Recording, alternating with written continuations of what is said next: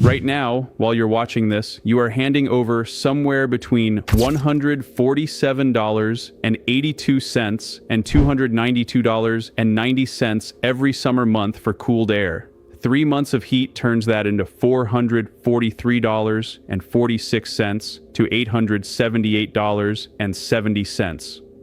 10 summers turns it into $4,434.60 to $8,787. And all that money is being spent while the earth beneath your house is sitting there, quietly holding temperatures your compressor is desperately trying to imitate. You already paid for the machine, then you pay to run it, then you pay to service it, then you pay again when it dies. Meanwhile, a buried air path, a vent, and basic materials can start doing the same first stage of the job for less than a weekend grocery run. That should make you angry. The people collecting that money know exactly what I'm about to show you. They've known since 1925, and that is exactly why you've never seen it on a contractor's estimate. I'm talking about using the stable temperature below the frost line to cool incoming air before it ever reaches your room. No compressor, no refrigerant, no monthly bill for the cooling itself. Just ground, pipe, slope, shade, and pressure doing what they have always done. The trick is not magic, it is placement. Here's the promise. You can feed a room with air tempered by 50 to 55 degree ground and cut the heat load before your house ever feels it. And yes, this works even if your house was built 50 years ago. Stay with me. Because what I found in Lancaster County uses the same physics the Persians used to cool desert buildings more than 2,000 years ago. Natural Resources Canada laid it out plainly in 2018. In a field study in Toronto, earth tubes warmed winter air by as much as 14.3 degrees Celsius and cooled summer air by about 6.8 degrees Celsius. That is 12.24 degrees Fahrenheit of summer cooling before your room does anything else. Before blinds, before fans, before your air conditioner starts screaming, you already understand the physics. Think about your car radiator in reverse. Air moves through a path. That path touches a medium with a different temperature. Heat leaves the hotter thing and moves into the cooler one. Your body does the same when sweat evaporates. A cast iron skillet does the same when it holds heat after the burner goes off. The earth does it slower, but it does it all day. Below the frost line, soil temperature stays far more stable than outdoor air. That is the anchor. You are not trying to make cold. You are borrowing stability. You are pulling 95-degree air through cooler ground so it enters the house already knocked down. Smaller load, smaller spike, smaller bill, sometimes no bill at all for that room. Research on earth-to-air heat exchangers has reported a cooling coefficient of performance around 10.09, with peaks at 15.8. Most air conditioners live in a far lower band, usually around 3.5 to 5. That means the passive side of this idea can move far more cooling benefit per unit of input than the machine you were trained to trust. It never changes, and that gap matters. It represents a massive market in equipment, refrigerants, ductwork, permits, replacements, and service calls every year. That is why you have never heard of this. The first time I stood near Strasburg in Lancaster County in late July, I noticed what I did not hear. No condenser hum, no hard fan start, no metal rattle from a pad beside the house. I felt cooler air moving low across the floor near a cellar door while the upper windows sat cracked open, quietly, constantly. A man named Eli pointed upward before he pointed down. He showed me the upper sash venting heat and the stone below holding the night. Then he tapped the wall and told me his people had been building around that temperature logic for 4 generations. No speech, no sales pitch, just habit. That stayed with me. You see versions of this all through Lancaster County and Holmes County. Summer kitchens keep cooking heat outside the main rooms. Stone cellars hold cool. Springhouses sit over moving water. Root cellars stay at 50 to 55 degrees, according to the Pennsylvania Agricultural History Project. Springhouses supported home dairying and food preservation across that region for generations. That knowledge came with families from the Palatinate, Alsace, Canton Bern, Bavaria, and Württemberg. It stayed because it worked. A 2019 Pennsylvania Historical and Museum Commission context study on the Lancaster Plain confirmed it in black and white. Vaulted cellars offered cool storage and dairy processing space. Springhouses played an essential role in preserving food. Milk houses later added sloped floors, drains, light, and ventilation. That knowledge never disappeared. It was filed away. It was waiting. Go back farther and you see the same intelligence appear again.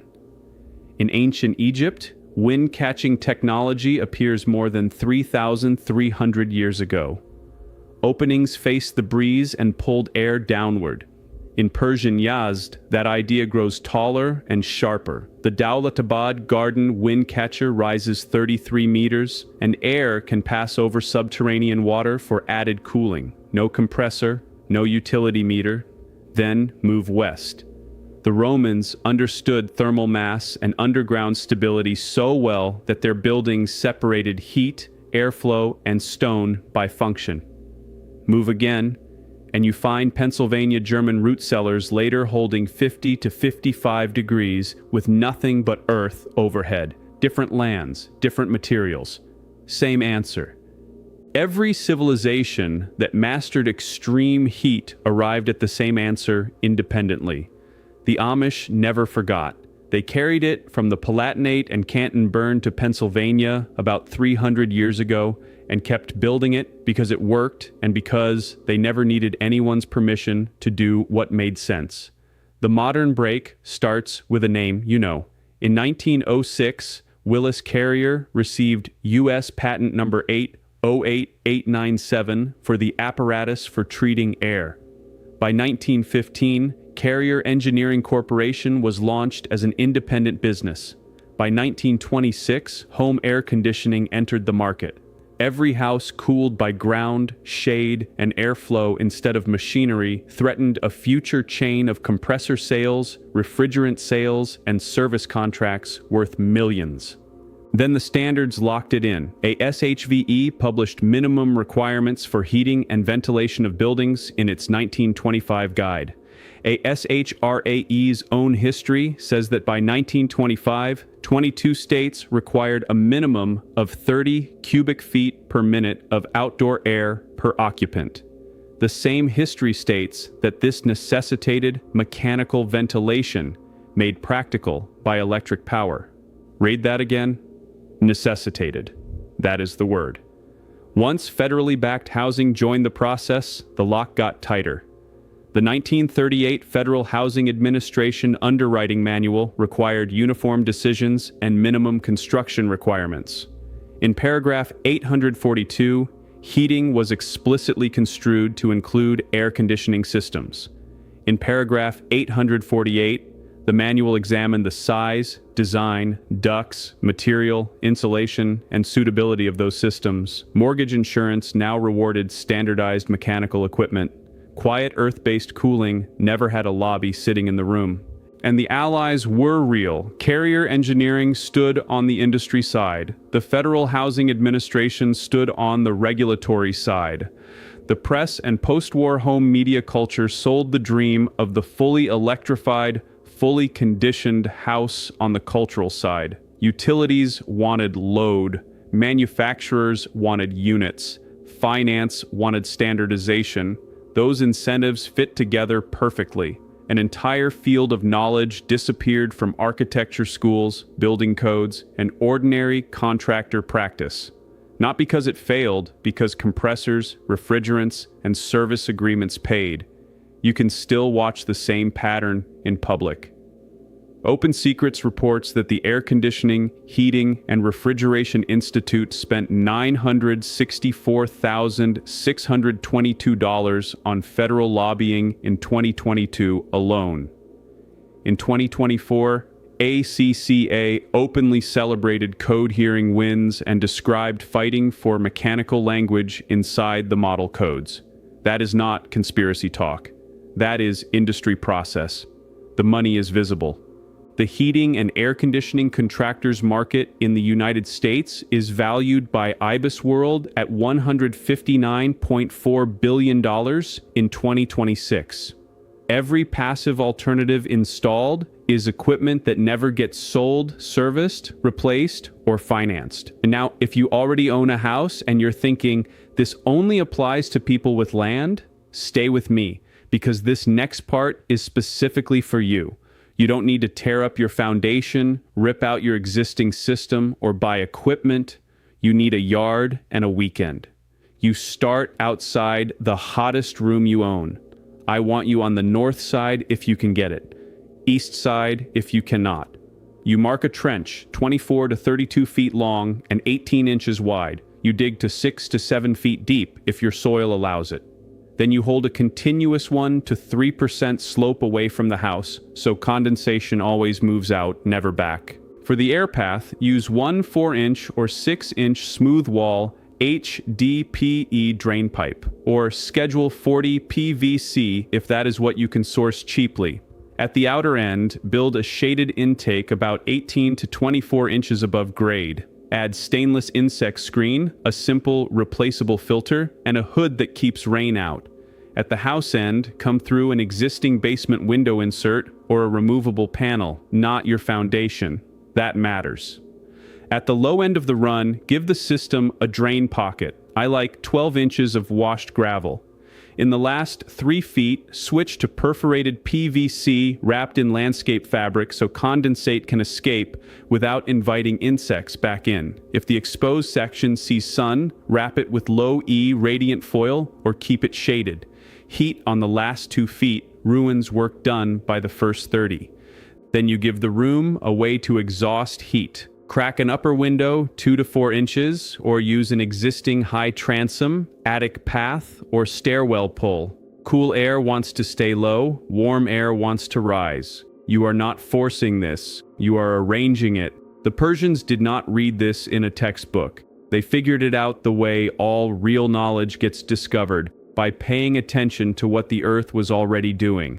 A simple window insert, screen, filter box, foil, fabric, gravel, and pipe can cost $7 to $14 for the vent pieces, $18 to $34 for the filter box, $42 to $68 for gravel and fabric, and $99 for 100 feet of 6-inch plastic drain pipe, using the Iowa farm example documented by Gordon Milligan.